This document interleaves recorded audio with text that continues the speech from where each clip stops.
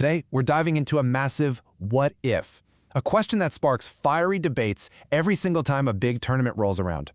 We're talking about a single decision that could have billion-dollar consequences.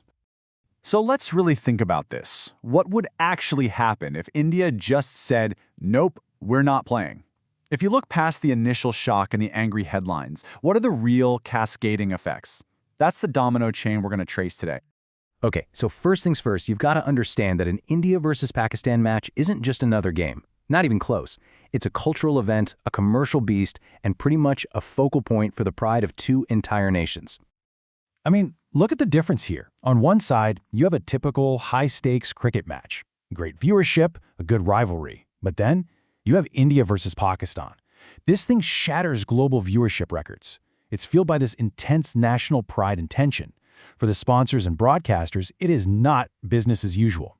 It's the Super Bowl of cricket, the financial heart of the whole tournament. So let's imagine it. The announcement drops. India will not take the field. The first ripple effect would be instant, and it would be absolute chaos. What did those first 24 hours even look like? Well, the official response would be fast and furious. You'd immediately see statements exactly like this one flooding in from the PCB, the Asian Cricket Council, maybe even the ICC itself. The language would be very diplomatic and formal, but the message underneath would be crystal clear. This is a huge problem, and it puts the entire tournament at risk. And then you have the fans. For the millions, and I mean millions, who live and breathe this rivalry, the reaction would just be a tidal wave of emotion. Social media would absolutely explode. And think about the people, the thousands who book flights, hotels, their plans are just gone, instantly.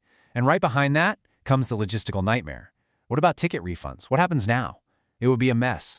And you know, that emotional chaos very quickly turns into a full-blown financial crisis, because the amount of money tied up in this one single game is just staggering. And when it vanishes, it sends a massive shockwave through the system.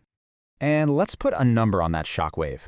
We're talking over $100 million. And honestly, that's probably a conservative estimate of the lost cash from TV rights and sponsorships for one match. That's not just a dent in the budget, that's a giant black hole. And here's why that black hole is so massive. Just look at the TV ratings. An India-Pakistan match is in a totally different universe from everything else. For the broadcasters, it's the golden goose.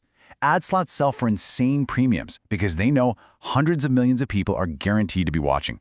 You take that game away, the whole financial model of the tournament just crumbles. But the damage, it goes way beyond the money from just one match.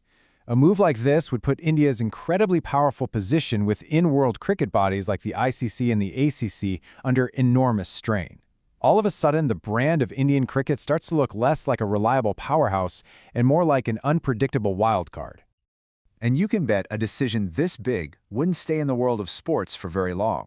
No way. It would escalate, and fast. It'd go from being a sports story on the back page to a diplomatic incident on the front page. The path of that escalation is pretty predictable, and it's dangerous. It starts with the boycott. Then you get the official statements, but not just from cricket boards, from governments. Suddenly, the boycott isn't about cricket anymore. It's a political weapon, straining already tense relationships and kicking off way bigger debates about whether India should even participate in any future international events. So finally, let's zoom out and look at the long-term damage. What does the future of cricket even look like after something like this? The shadow that this one decision could cast might be very, very long. The long-term risks really touch every single part of the game. Future matches in any tournament, suddenly they're all questionable. India's ability to host a World Cup, that could be seriously weakened. Culturally, you could have a whole generation of fans grow up having never seen this incredible, iconic rivalry. And for the players, the young talent on both sides would miss out on the ultimate trial by fire.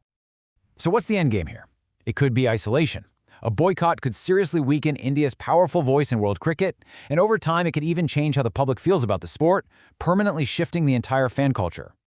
Which brings us all the way back to one simple final question. When a game that means so much to so many people gets tangled up in politics, who's the real loser? Is it the players? Is it the fans? Or is it the sport itself?